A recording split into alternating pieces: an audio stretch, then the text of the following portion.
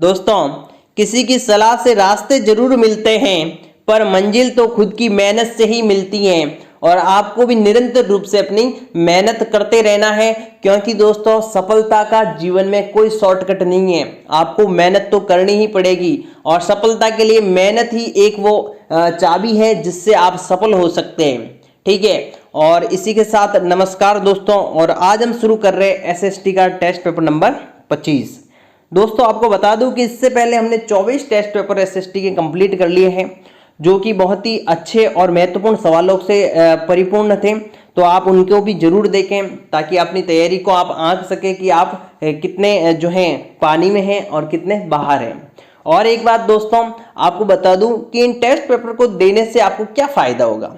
तो दोस्तों, आपको बता दूं कि हम जब भी कोई टॉपिक पढ़ लेते हैं और उनके यदि अभ्यास प्रश्न नहीं करते हैं, तो आप देखेंगे कि आप उन चीज़ों को भूलते चले जाएंगे।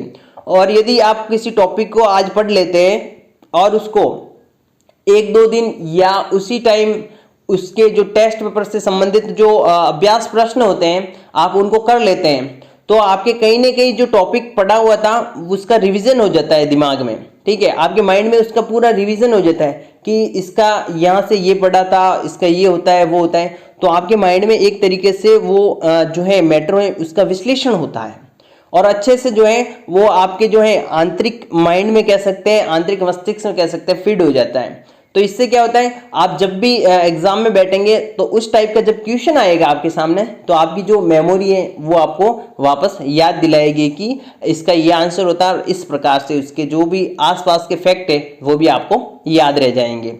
तो इसलिए ये टेस्ट पेपर मैंने फ्री टेस्ट सीरीज है वो स्टार्ट की है दोस्तों। और आपसे पहले भी कहा है कि जो भी टॉपिक टेस्ट का होता है उससे संबंधित आप मैटर जो है बुक में से पहले पढ़ लें, उसके बाद टेस्ट पेपर दें। तो ये आपके लिए बहुत ही फायदेमंद साबित होगा। ठीक है, और आज का हमारा जो टॉपिक रहने वाला है दोस्तों वो रहेगा इतिहास के स्रोतों का तुलनात्मक अध्ययन। दोस्तों, हमने इतिहास के जितने भी टॉपिक पढ़े हैं उसमें इतिहास के जो स्रोत हैं तो उन सभी का जो तुलनात्मक अध्ययन एक साथ हम इस टेस्ट पेपर में देखने वाले हैं कि जो इतिहास के स्रोत थे उनसे संबंधित कौन कौन से इंपोर्टेंट क्वेश्चन बन सकते हैं एग्जाम में, उनको इस टेस्ट पेपर में हमने सम्मिलित किया है। ठीक है, तो बिना देर के इस टेस्ट पेपर को शुरू करते हैं। पहला सवाल है दोस्तों आज के टेस्ट पेपर का, भारत के प्राचीनतम सिक्के क्या कहलाते हैं। आपके पास 4 ऑप्शन दे रखे हैं सामने, आपको पढ़ने हैं, अच्छे से समझने हैं और आंसर चूज करना है। पहला दे रखा है पंचमार्क, आहत सिक्का, दाम, टक्का, जितल। तो दोस्तों इसका पहले का राइट आंसर होगा आपका वो हो जाएगा ए ऑप्शन, यानी कि पंचमार्क या आहत सिक्के कहलाते थे भारत के प्राचीनतम सिक्के।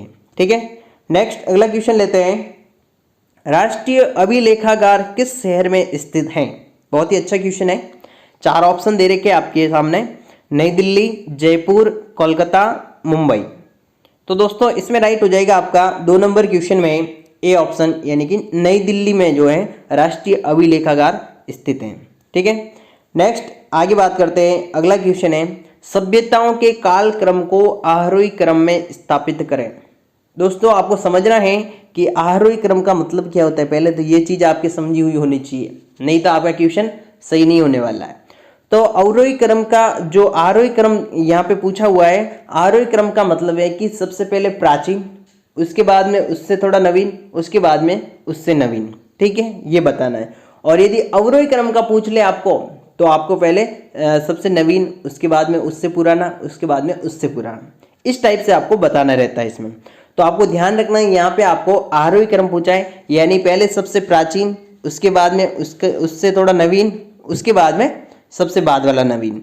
ठीक है, तो इस प्रकार से आपके सामने 4 जो है ऑप्शन दे रखे, आप इनको आशा करता हूँ पढ़ लिए होंगे। तो आप इनको 2 सेकंड का समय आपके पास, आप इनको एक बार नज़र घुमा लें, इनको पढ़ ले अच्छे से, फिर इसका आंसर चूज करें। सभ्यताओं को काल क्रम को आरोही क्रम में आपको बताना है। देखें अच्छे से 4 ऑप्शन को और समझने का प्रयास करें इसमें से कौन सा राइट होगा। सबसे पहले पुराना, फिर उसके बाद नया, उसके बाद नया, ऐसे आपको देखना है। तो दोस्तों जो इसमें राइट होगा आपका तीसरे का, मैं राइट आंसर बता देता हूं आपको, तो वो होगा सी ऑप्शन, यानी कि सबसे पहले पाषाण युग, उसके बाद में ताम्रकाशीय युग, उसके बाद में लोह काल। इस प्रकार से ये जो है सभ्यताओं का कालक्रम का आरोही क्रम है। ठीक है, अगर यदि आपको अवरोही क्रम पूछ देता तो आपको क्या करना होता, लोह काल, कांस्य युग, उसके बाद में पाषाण युग, ये इसका राइट हो जाता अगर आपको अवरोही क्रम पूछ देता तो। ठीक है, अब बात करते हैं 4 नंबर क्वेश्चन अगला है, वेदों में सबसे प्राचीन वेद कौन सा माना जाता है। बहुत ही सरल सवाल है दोस्तों, और ये कई बार एग्जाम में पूछा हुआ भी है। तो इसका सीधा सीधा आंसर हो जाएगा दोस्तों, ऋग्वेद जो था उसको वेदों में सबसे प्राचीन वेद माना गया है, ये ऑप्शन राइट होगा। ठीक है, आगे लेते हैं, वेदों का सबसे अंतिम भाग है, ऑप्शन है संहिता, ब्राह्मण, अरण्यक और उपनिषद। ये 4 ऑप्शन है आपके सामने 5वें के। तो इसमें आपको बताना है कि वेदों का सबसे अंतिम भाग कौन सा है, तो वो हो जाएगा आपका डी ऑप्शन, उपनिषद जो है वेदों का सबसे अंतिम भाग है। ओके, नेक्स्ट क्वेश्चन लेते हैं 6 नंबर, ब्राह्मण और उपनिषद के मध्य की कड़ी माना जाता है, इनके मध्य की कड़ी किसको माना गया है वो बताना है आपको। तो इसमें ऑप्शन 4 ऑप्शन आपके सामने दे रखे, आप इनको अच्छे से देखें, पढ़ें और आंसर चुने इसमें से कौन सा राइट होगा। तो दोस्तों इसमें से राइट होगा वो हो जाएगा आपका बी ऑप्शन, आरण्यक जो है इन दोनों की मध्य कड़ी के रूप में माना जाता है। ठीक है, अगला क्वेश्चन लेते हैं 7 नंबर, मुगल शासकों द्वारा भेजे गए पत्रों को क्या कहा जाता था। बहुत ही अच्छा क्वेश्चन है दोस्तों, मुगल शासकों द्वारा भेजे गए पत्रों को क्या कहा जाता था। ऑप्शन है फरमान, निशान, खरीता, उपरोक्त में से कोई नहीं। तो दोस्तों 7वें का राइट हो जाएगा आपका, वो हो जाएगा ए ऑप्शन, यानी कि फरमान। मुगल शासकों के द्वारा जो पत्र भेजे जाते थे उनको क्या कहा जाता था, फरमान। ठीक है, नेक्स्ट अगला क्वेश्चन लेते हैं, एक शासक द्वारा दूसरे शासक को भेजे गए पत्र क्या कहलाते थे। ये भी अच्छा क्वेश्चन है, फरमान, निशान, खरीता, उपरोक्त में से कोई नहीं। तो दोस्तों चारों ऑप्शन को आपको अच्छे से देखना है, क्या कहते हैं इसको बताना है। तो इसमें आपका राइट होगा वो हो जाएगा सी, खरीता कहा जाता था, यानी कि एक शासक द्वारा दूसरे शासक को जो पत्र व्यवहार किया जाता था उनके मध्य, तो उसको क्या कहते थे, खरीता। ठीक है, नेक्स्ट अगला क्वेश्चन लेते हैं 9 नंबर, मुगल राज परिवारों द्वारा राज परिवार के सदस्यों द्वारा भेजे गए पत्र क्या कहलाते थे। पहले तो थे सबसे पहले मुगल, उसके बाद में शासक। अब बात करें मुगल राज परिवारों द्वारा राज परिवार के सदस्यों द्वारा भेजे गए पत्र क्या कहलाते थे। तो इसमें 9वें का जो राइट होगा दोस्तों वो हो जाएगा आपका निशान, बी ऑप्शन इसमें राइट हो जाएगा। ठीक है, नेक्स्ट अगला लेते हैं, उत्कीर्ण शब्द का अर्थ होता है। बहुत ही अच्छा क्वेश्चन है, एक शब्द है इसका आपको अर्थ पता होना चाहिए, उत्कीर्ण। ठीक है, इसका मतलब होता है खुदाई करना, खुदा हुआ लेख, प्राचीन स्मृति चिन्ह या साधन। ये 4 ऑप्शन है। तो इसमें 10वें का जो राइट होगा मित्रों वो हो जाएगा आपका बी ऑप्शन, यानी कि खुदा हुआ लेख जो होता है उसको बोलते हैं उत्कीर्ण। शिला लेख बोलते हैं अपन उनको, तो वैसे ही खुदा हुआ लेख जो होता है उसको उत्कीर्ण कहा जाता है। ठीक है, नेक्स्ट, मुगल काल में राजस्व व्यवस्था में कौन सी प्रणाली लागू की गई थी। आपको 4 ऑप्शन दिए गए हैं, 4 ऑप्शन को अच्छे से देखें। मुगल काल में राजस्व व्यवस्था में कौन सी प्रणाली को लागू की गई थी ये बताना है। 4 ऑप्शन आपके सामने हैं, तो इसमें राइट हो जाएगा दोस्तों आपका डी ऑप्शन, जब्त प्रणाली। ठीक है, नेक्स्ट अगला क्वेश्चन लेते हैं, पुरातात्विक स्रोतों में निम्नलिखित में से कौन सा शामिल नहीं है। अच्छे से ध्यान से पढ़ना है दोस्तों, क्वेश्चन को समझने की कोशिश करनी है पहले। पुरातात्विक स्रोतों में निम्नलिखित में से कौन सा शामिल नहीं है, ये ध्यान रखना है।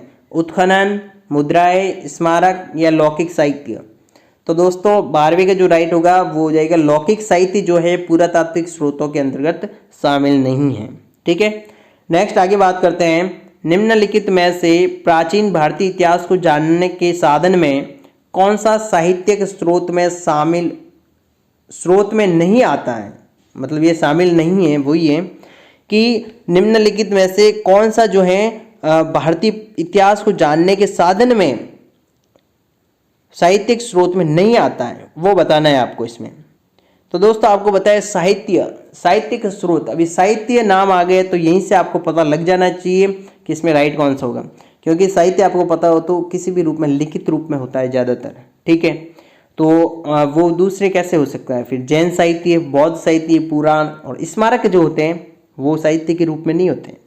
तो इसका आपका सीधा सीधा राइट आंसर हो जाएगा मित्रों डी ऑप्शन, यानी कि जो स्मारक है वो साहित्यिक स्रोतों में नहीं आते। बाकी जैन साहित्य, बौद्ध साहित्य, पुराण, ये सभी साहित्यिक स्रोत ही है।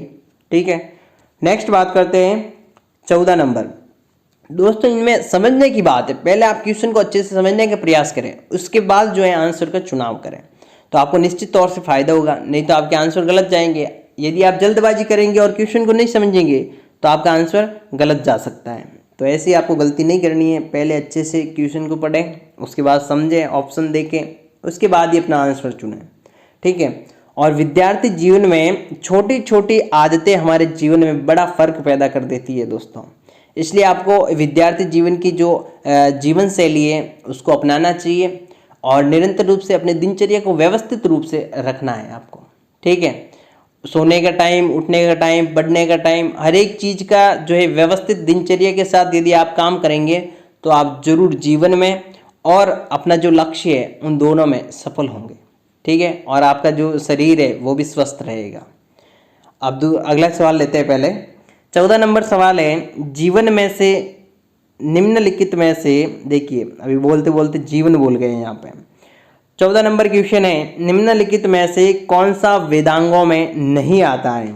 तो दोस्तों 4 ऑप्शन है, व्याकरण, कल्प, पुराण और छंद। तो 14 का जो राइट होगा आपका वो हो जाएगा पुराण जो है वेदांग में नहीं आता है, ये आपको ध्यान रखना है। बाकी व्याकरण, कल्प और छंद जो है वेदांगों में आते हैं। तो दोस्तों इस प्रकार से आज का हम टेस्ट पेपर कंप्लीट करते हैं और आशा करता हूं कि ये टेस्ट पेपर आपके जरूर समझ में आएगा। और दोस्तों आपको टेस्ट पेपर कैसे लग रहे हैं, क्वेश्चन का लेवल कैसा है और जो हमारे वीडियो वो किस प्रकार के हैं, तो आपकी जो भी कमेंट रहते हैं, फीडबैक रहते हैं, आप कमेंट में जो कमेंट बॉक्स है उसमें कमेंट करके ज़रूर बताएं, ताकि हमें भी पता लगे कि हमारे द्वारा जो मेहनत की गई है वो कहाँ तक सफल हो पाई है। ठीक है, तो आप कमेंट जरूर करें जो भी आपका फीडबैक रहे। और उसके साथ ही यदि आपके छोटे बड़े भाई बहन हैं या कोई भी आपके परिवार में है या आपके मित्र हैं जो किसी भी कॉम्पिटिटिव एग्जाम की तैयारी कर रहे हैं, तो उनकी भी आप सहायता करें, ये वीडियो उनको भी शेयर करें और उनकी भी तैयारी जो है वो निरंतर रूप से मजबूती की ओर आगे बढ़ सके। तो यदि इस वीडियो में आपको कही गई जो दी गई जानकारी है वो अच्छी लगी है तो वीडियो को ज़्यादा से ज़्यादा लाइक करें, शेयर करें और हमारे चैनल को भी सब्सक्राइब करें। ठीक है, आज की इस वीडियो में इतना ही, मिलते हैं नेक्स्ट वीडियो में, तब तक के लिए धन्यवाद।